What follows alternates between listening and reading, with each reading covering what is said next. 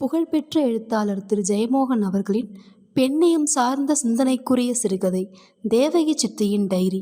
இந்த சிறுகதையை தான் இந்த காணொலியில் நம்ம பார்க்க போகிறோம்.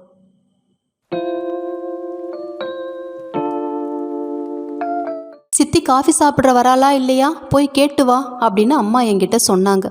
சித்தி இருக்கிற அறைக்கு உள்ளே போய் பார்த்தப்ப கதவு உள்ளறையாக தாழ்பால் போட்டிருந்தது தெரிஞ்சது.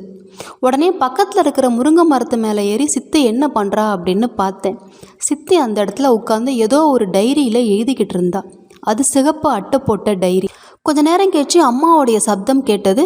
தேவகி தேவகி அப்படின்னு அம்மா சித்தியை கூப்பிட்டுட்டே இருந்தாங்க. சித்தி டக்குன்னு அந்த டைரியை மூடி வச்சுட்டு வெளில போய் கதவை திறந்து பார்த்தா. என்ன பண்ணிகிட்ருக்க இவ்வளோ நாழி, நான் உன்னை கூப்பிட்டுட்டே இருந்தேன்ல அப்படின்னு அம்மா கேட்டா சித்திக்கிட்ட. இல்லை, ட்ரெஸ் மாற்றிட்டு இருந்தேன் அப்படின்னு சித்தி போய் சொன்னான். அப்புறம் கொஞ்ச நாளைக்கு கழிச்சு பாத்திரம் தேய்க்கிறதுக்காக சித்தி போயிட்டா. நான் சித்திக்கு எழுத்தா மாதிரி வந்துட்டு இருக்கும்போது, என்னடா மணி உன்னை தேடினாம்புல இருக்கே அப்படின்னு சித்தி என்கிட்ட கேட்டா. நான் சித்திக்கிட்ட கேட்டேன், எந்த மணி, நெட்ட மணியா சித்தி அப்படின்னு கேட்டேன். நெட்ட மணியா? அப்போ யாருடா குட்டமணி? அதுவா, அதுக்கே தபசிமணி சித்தி, 9ஆம் வகுப்பு, அந்தோணி சார் பையன், ரொம்ப கெட்டவன் அப்படின்னு நான் சொன்னேன். ஏன் அப்படின்னு சித்தி கேட்டா. அதற்கான காரணங்களை நான் யோசிச்சுட்டே இருக்கும்போதே என்னுடைய தங்கச்சியான வினிபாப்பா அங்கேருந்து உள்ளிருந்து வந்து, சித்தி நான் நாளைக்கு ஹோம்ஒர்க் செஞ்சுக்கிறேனே அப்படின்னு சொன்னான். ஏன் நாளைக்கு? ஏன்னா நாளைக்கு லீவு சித்தி, நாளைக்கு திருவள்ளுவர் தினம் அப்படின்னு ஆர்வமாக நான் சொன்னேன். திருவள்ளுவர் தான் செத்து போயிட்டாரே சித்தி. அடப்பாவமே, தாடியெல்லாம் வச்சிருப்பாரே அந்த தாத்தாவாடா அப்படின்னு சித்தி கேட்டா. உள்ளிருந்த அம்மா வந்து, வினி கழுத, டம்ளர் எங்கடி சனியனே, கூப்பிட்டா காது கேட்காதா அப்படின்னு அம்மா வந்து வினிக்கிட்ட கத்திக்கிட்டே இருந்தா. உடனே வினி உள்ளே போயிட்டா. மறுநாள் காலம்பரை சித்தி வழக்கம் போல் ஆஃபீஸுக்கு போயிட்டா. சித்தி ஆஃபீஸுக்கு போனதுக்கு அப்புறமா எதிர் வீட்டு ராணியத்தை, அம்மா, பாட்டி 3 பேரும் உட்காந்து முருங்கைக்கீரை ஆஞ்சிக்கிட்டே இருந்தாங்க. என்ன எலிசபெத் மகாராணி புது புடவை வாங்கியிருக்காப்புல இருக்கு அப்படின்னு சித்தி பற்றி பேச்ச ஆரம்பித்தா ராணியத்தை. சம்பாதிக்கிறாள்ல, நம்மளா மாதிரி அவளுக்கு என்ன அடுப்படையும் கறிக்கட்டையும் நான் எழுதியிருக்கு அப்படின்னு எங்கள் அம்மா சொன்னான். நீங்கள் வேணாலும் வேலைக்கு போயேன் அப்படின்னு எங்கள் பாட்டி சொன்னாங்க அம்மா கிட்ட. சீச்சி, எனக்கெல்லாம் அந்த மானங்கிட்ட பழப்பெல்லாம் எதுக்கு? கண்டவன் முன்னாடி பேசுகிறதும், பல்லி இழிச்சிட்டு நிற்கிறதும், 4 பேர் முன்னால் உட்காந்து அரட்டை அடிக்கிறதும், இதெல்லாம் ஒரு பொழப்பா? இதெல்லாம் என் குடும்பத்தில் இருக்கிறவங்க யாருக்கும் ஒத்து வராது அப்படின்னு சொன்னா எங்கள் அம்மா. அவங்க பேசிக்கிட்டு இருக்கும்போது அவங்க கூட தான் நான் உட்காந்துருந்தேன். அந்த முருங்கைக்கீரை இலையெல்லாம் ஒரு தொடப்பம் போல் செஞ்சு நான் வந்து கையில் வச்சிட்டு இருந்தேன். அதை டக்குன்னு என்னுடைய பாட்டி வந்து பிடுங்கிட்டா. ஆம்பளை பையன், உனக்கு எதுக்குடா இதெல்லாம், போ அப்படின்னு எங்கள் பாட்டி சொன்னான். அந்த இடத்துலையே இன்னும் கொஞ்ச நேரம் இருக்க விரும்பினேன்னா என்ன பண்ணுறது அப்படின்னு யோசித்தேன். திடீர்னு நேற்று சித்தி டைரி எழுதுறது எனக்கு ஞாபகம் வந்தது. அம்மா, உனக்கு தெரியுமா, சித்தி டைரி எழுதுறா அப்படின்னு நான் பேச்ச ஆரம்பித்தேன். டைரி எழுதுறாளா அப்படின்னு எங்கள் அம்மா கேட்டா. ஆமாம், நேற்று நீ கூப்பிட்டே இல்லை, அப்போ சித்தி டைரி தாம்மா எழுதிக்கிட்டு இருந்தா அப்படின்னு நான் சொன்னேன். அம்மாவோட முகம் திடீர்னு மாறிப்போச்சு. பாட்டியோட முகமும் மாறிப்போச்சு. அம்மாவும் பாட்டியும் ஒருவர் அப்படியே ஒன்றுமே பேசாமல் மூஞ்ச பார்த்துக்கிட்டாங்க.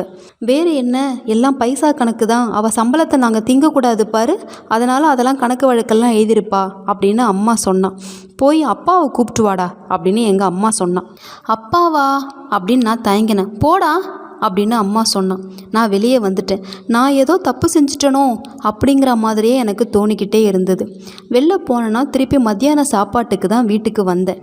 வீட்டில் சமையலறையில் அம்மா இல்லை. அம்மா அம்மா அப்படின்னு கத்திட்டே இருந்தேன். வினிபாப்பாவும் பாட்டியும் கீழே தூங்கிக்கிட்டு இருந்தாங்க. அம்மா சித்தி ரூமில் இருந்து கூப்பிட்டா. நான் இங்கே தான் இருக்கேன், உள்ளே வாடா அப்படின்னு சொன்னேன். சித்தி ரூமில் போய் அம்மா அந்த டைரியை தேடிக்கிட்டு இருந்தா. சித்தி ரூமே ரொம்ப அலங்கோலமாக இருந்தது. அம்மா ஒன்று விடாமல் எல்லா புடவையுமே எடுத்து அந்த டைரி எங்கே இருக்குது அப்படின்னு தேடிக்கிட்டு இருந்தா. நான் சொன்னேன், அதை சித்தி உள்ளார ஒரு பெட்டிக்குள்ளார வச்சு பூட்டிட்டாங்கம்மா அப்படின்னு சொன்னேன். உள்ளாங்க அந்த பெட்டி எங்கே இருக்குது அப்படின்னு பார்த்தா அந்த பெட்டியும் கண்டுபிடிச்சிட்டா. இதோடைய சாவி எங்கே அப்படின்னு அம்மா கேட்டா. அதான் சித்தி அவங்க கைப்பைக்குள்ளார போட்டுட்டாங்களே அப்படின்னு சொன்னேன். ஓஹோ, அப்படி இருக்கா சங்கதி அப்படின்னு அம்மா கேட்டா.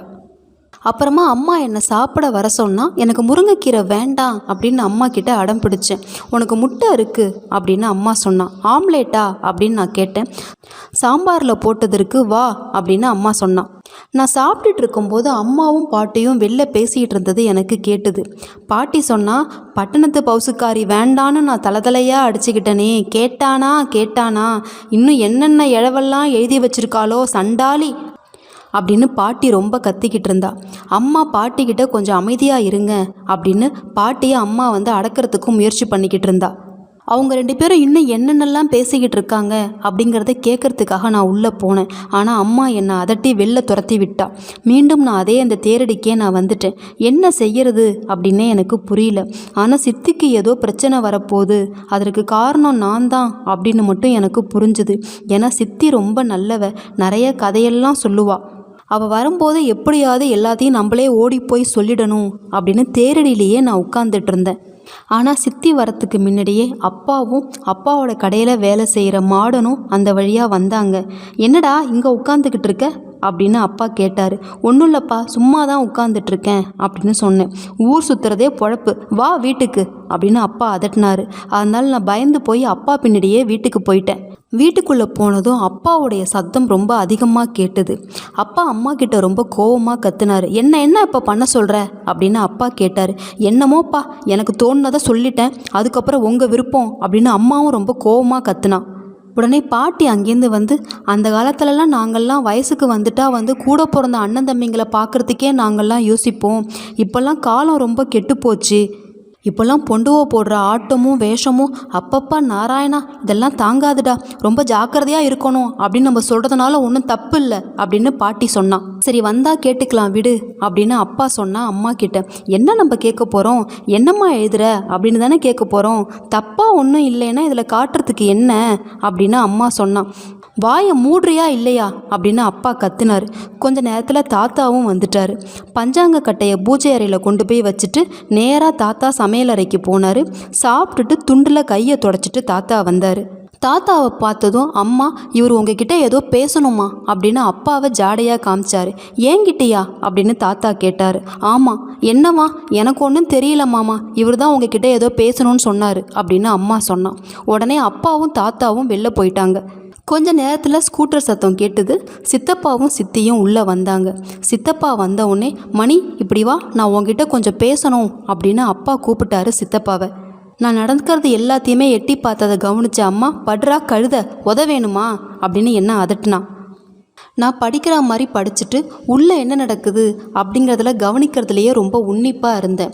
திடீர்னு தாத்தாவுடைய சப்தம் ரொம்ப அதிகமாக கேட்டது.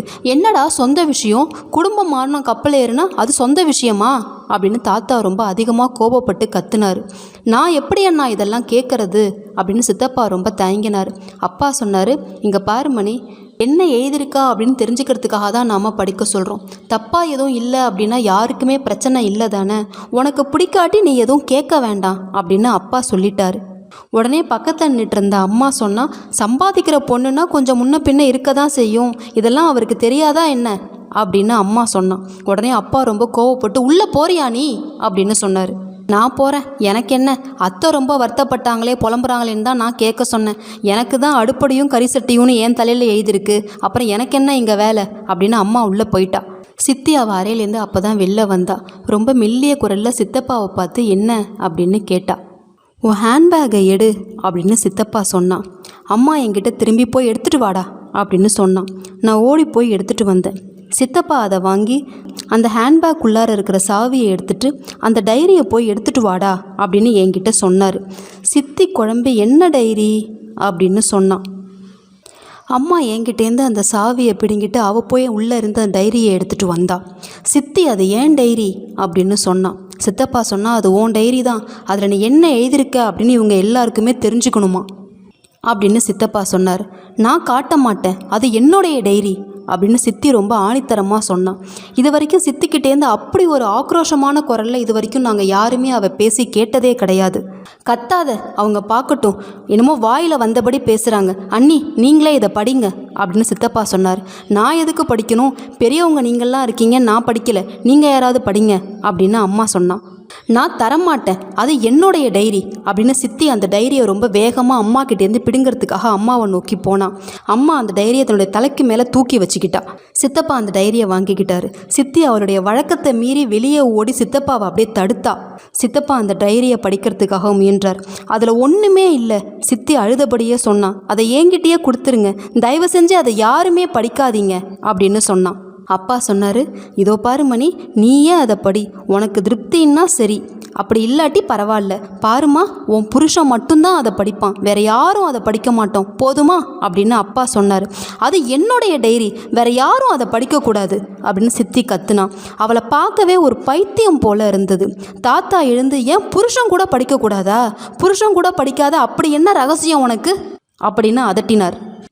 அப்படி அதில் ஒன்றுமே இல்லை அப்படின்னு சித்தி அழுதா. உடனே சித்தப்பா சொன்னார், இங்கே பாரு தேவு, நீ இப்படியெல்லாம் அடம் பிடிச்சா எல்லாரும் என்ன நினைப்பாங்க அப்படின்னு சித்தப்பா சொன்னார். அதில் ஒன்றுமே இல்லைங்க அப்படின்னு சித்தி மறுபடியும் அழுதா. அப்படி ஒன்றுமே இல்லைன்னா அதை நாங்கள் படிக்கிறோம் அப்படின்னு அம்மா கத்துனா. என் தாலி மேலே சத்தியமாக சொல்கிறேன், அதில் என் மனசாட்சிக்கு விரோதமாக நான் எதுவுமே எழுதலை, தயவு செஞ்சு என்னை நம்புங்க அப்படின்னு சித்தி மறுபடியும் கெஞ்சினான். அப்போ அதை படித்தா என்னவா அப்படின்னு அம்மா சொன்னான். என் மனசில் பட்டதையெல்லாம் நான் எழுதி வச்சுருக்கேன், தப்பாக ஒன்றுமே இல்லை. இதை பாரு தேவு, இவங்க எல்லாருமே சந்தேகப்படுறது போல இந்த டைரியில் எதுவுமே இல்லை தானே, திருச்செந்தூர் முருகன் மேலே ஆணையாக சொல்கிறேங்க, அந்த டைரியில் அப்படி நான் தப்பாக எதுவுமே எழுதலை. அப்படின்னா ஏன் பயப்படுற, நான் படிச்சிடுறேன், பிரச்சனை தீந்துரும். இல்லை, யாரும் படிக்கக்கூடாது, அது என்னுடைய டைரி. சித்தப்பா மறுபடியும் கோவத்தோட, என்ன சொல்கிற, என்ன பேசுகிறேங்கிறத புரிஞ்சுதான் நீ பேசுறியா தேவு, இந்த டைரியை நான் படிச்சிடுறேன் அப்படின்னு திருப்பியும் மறுபடியும் சித்தப்பா சித்திக்கிட்ட பேசினார். இல்லை, யாரும் அதை படிக்கக்கூடாது அப்படின்னு சித்தி அழுதா. அப்படியா சங்கதி, அப்படின்னா கண்டிப்பாக அதை படிச்சுட்டு தான் மறுவேலை அப்படின்னு சித்தப்பா சொன்னார். சித்தப்பா அந்த டைரியை பிரிப்பதற்குள் சித்தி அதை பாஞ்சு ஓடி போய் பிடுங்கிட்டு சமையலறைக்குள்ளார போயிட்டு தாழிட்டு கொண்டா. தேவகி தேவகி அப்படின்னு அம்மா கூப்பிட்டுக்கிட்டே போய் கதவை தட்டினா. அம்மா அப்பா பாட்டி எல்லாருமே கதவுக்கு பக்கத்தில் நின்று கதவை அடித்து கூப்பிட்டுக்கிட்டே இருந்தாங்க. தேவு தேவு அப்படின்னு சித்தப்பா கத்திக்கிட்டே இருந்தார். கொஞ்ச நாள் கழிச்சு பார்த்தீங்கன்னா மண்ணெண்ணெயோடைய வாசம் வந்தது. சமையல் அறையிலேருந்து வெறும் கரும்புகையாக வெளில வந்தது. எல்லாருமே ரொம்ப பயந்து போயிட்டாங்க. ஒரு சில வினாடிகள் கழித்து சித்தியே கதவை திறந்துட்டு வெளில வந்தா. பார்த்தா அந்த டைரி முற்றிலும் எரிக்கப்பட்டிருந்தது. மண்ணெண்ணெயை ஊற்றி சித்தி அந்த டைரியை முற்றிலுமாக எரித்துட்டா. சித்தி மூஞ்சி ஃபுல்லாக ஒரே கரும்புகை. அம்மா அவளை பார்த்து, அடி கைகாரி அப்படின்னா. சித்தப்பா அடிக்கிறதுக்காக கையை ஓங்கினா. ஆனால் அந்த அடியை வாங்கிறதுக்கு சித்தி ரொம்ப அமைதியாக நின்றுக்கிட்டே தான் இருந்தா. நான் மறுபடியும் சொல்கிறேன், நான் யாருக்கும் எந்த துரோகமும் செய்யலை, அதில் தப்பாக அந்த டைரியில் நான் எதுவுமே எழுதலை, அது என்னுடைய டைரி அப்படின்னு மட்டும் சித்தி தழுதழுத்த குரலில் அழுதுகிட்டே சொன்னான். உன்னை எப்படி நம்புறது, ஏன் அதை எரிச்ச அப்படின்னு அம்மா கேட்டா. என் தாலி மீது ஆணையாக சொல்கிறேன், மனதாலும் கூட நான் யாருக்கும் எந்த தப்பும் செய்யலை, அந்த டைரியிலையும் தப்பாக நான் எதுவுமே எழுதலை, நான் அப்படிப்பட்டவ கிடையாது, என்னை நம்புங்க அப்படின்னு சித்தி பேசினான். ஏன் அப்பன்னா அதை படிக்கக்கூடாது, அது ஏன் டைரி, வேற யாரும் படிக்கக்கூடாது. சித்தி அப்படியே முழங்கால சரிந்தபடி அப்படியே உட்காந்து கட்டிக்கிட்டு அப்படியே அழ ஆரம்பிச்சா. அவ கூட யாருமே பேசவே இல்லை. ஒருத்தர் பார்த்து அந்த இடத்துலேருந்து எல்லாருமே நகர ஆரம்பித்தாங்க. ராத்திரி முழுக்க ரொம்ப நாள் சித்தியோடைய அழுக சத்தம் மட்டும் எல்லாருக்கும் கேட்டது. ஆனால் யாருமே அவகிட்ட போய் எதுவுமே பேசலை.